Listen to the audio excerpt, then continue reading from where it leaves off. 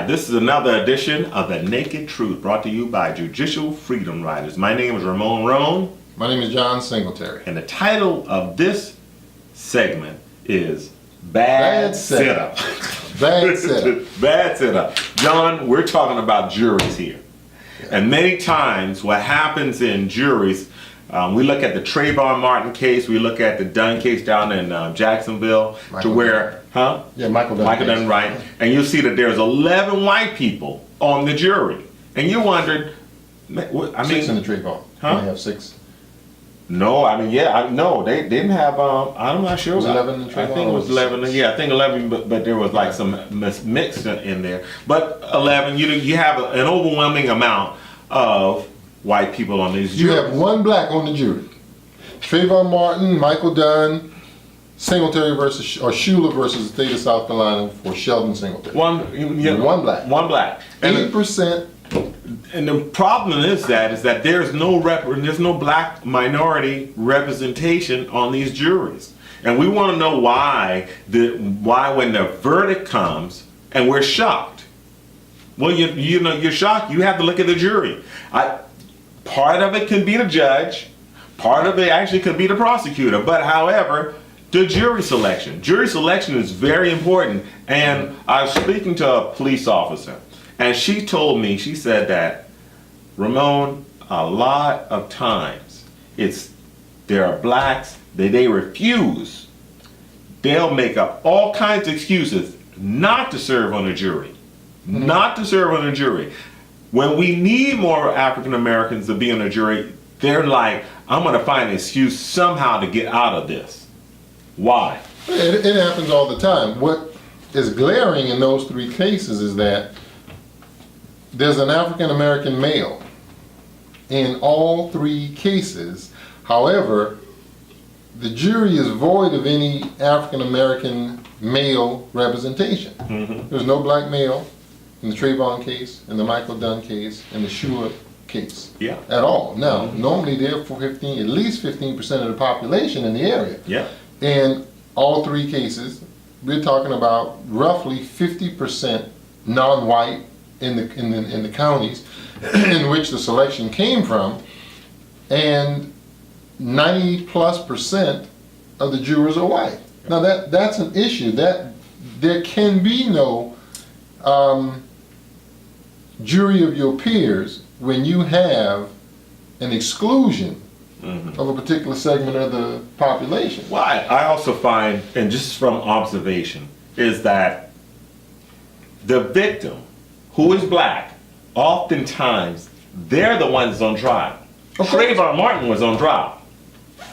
He was on trial. Sheldon was on trial. Exactly right. They're on trial. And say, wait a minute, how in the world a man gets in a fight, defends himself, trying to leave the property, and Mr. Schuler decides, I'm going to kill him. Not say, hey, get off my property, which he's trying to leave, get off my property. Trayvon Martin defends himself against a man that, for all we know, he could have been a pervert. Defends himself, and this man pulls out a gun and shoots him. Yeah. And in all cases, like I said, there's no representation of African American males whatsoever. We need that. Now, we need to take it and dig a little further, because here's where the crux of the matter is. Tell them where the crux is. Even though we have the selection process of selecting the jurors, before that process begins is where the bad setup is. The bad setup, like this show is titled, comes when the list is compiled in order to select the jurors. Most state laws will require that you take the driver's license, the state IDs, the information from the political parties, and you put that into a pool, you rule out the duplications, and then from that you are selecting the pool of people who will then be on the jury, or who will be selected from in order to comprise the jury. And what I found through some research is this, that the selection process or the calculation process, in order to compile the lists, is where it's tainted. And so if the foundation is tainted, then certainly It's further not down tainted. the road. This discrimination. Of course, because when you look at the list, what you see is 15 whites, 15 to 16 whites, 2 or 3 non-whites. 15 to 16 whites, 2 or 3 non-whites. 15 to 16 whites, 2 or 3 non-whites. And when you talk about a county that's roughly 50% non-white, how in the world do you get a list to select from that the public very seldom sees the list? But is that list, that is where the altercations and the issue of the bad setup comes from. And nobody's saying anything about that. No. And that many times, and what we needed, which we're not in a position at this time to be bringing that kind of shedding that light, but there are organizations that they don't shed that light. They don't say, hey, foul, something's wrong, wait, stop. You got a jury of 11 white people and 1 black woman. Right. And they're going to say, well, the prosecutor or the attorneys picked it. Yeah, but when you set it up such that what they're picking from is tainted, then other things have to be tainted. Right. And so the entire thing ought to be thrown out. Thrown out. Yeah, I ran across this, and like I said, it's very clear that should be investigated by the federal government, that the process from the very beginning, Right. from the very beginning, Should be. should be fair. If not, then the order should be a nullity. It should be void. I think they call it void ab initio, which means that from the very beginning it's no good, because from the very beginning here, you have altered the process such that there can be no fairness. Right. Well, there can't be fairness when you have an overwhelming segment of the population on that jury.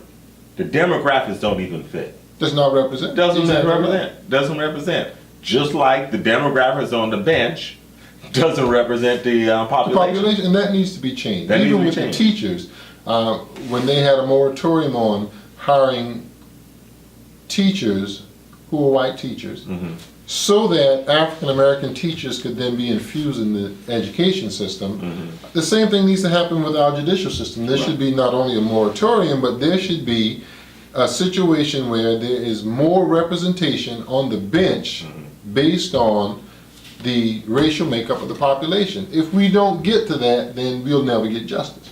And if we really want to change this, we have to make noise. Judge Lewis Brandon said that sunlight is the best disinfectant to corruption. There is corruption on jury selection. It is a bad setup. When you're looking at a jury like this, it's a bad setup. And I've seen more than one list. I've seen several lists. Right. And that's the first thing that jumped out off the page at me is, you got 15 or so Caucasians, 2 or 3 African Americans, 15 or so Caucasians, 2 or 3 African Americans. What in the world is going on when you're talking about roughly 50% of the population makeup being non-white? There's no way that in a logarithm could intelligently pick that out. I understand artificial intelligence. I understand it quite well. Right. And even with artificial intelligence, for them to do that, it would take some effort by someone sitting down and being involved in the process. And so it's not a random selection. It's not. No, there's nothing random. There's nothing we random. need to recognize that. Yeah, we need to recognize it, and it needs to be. It needs to be changed. Sure, it needs to be It changed. needs to be changed. It needs to be. Now, if you want to help us change this, join Judicial Freedom Riders. We start our membership drive on July the 4th of this year. We're trying to get 1 million members. If you want to make a change in our society, join Judicial Freedom Riders. 80% of your donation will go exactly towards the mission. Exactly towards the mission. If you like this video, please rate it, comment, share this video, and join Judicial Freedom Riders. John? Thanks for tuning in, and we'll see you on the next edition of The Naked Truth. The naked truth.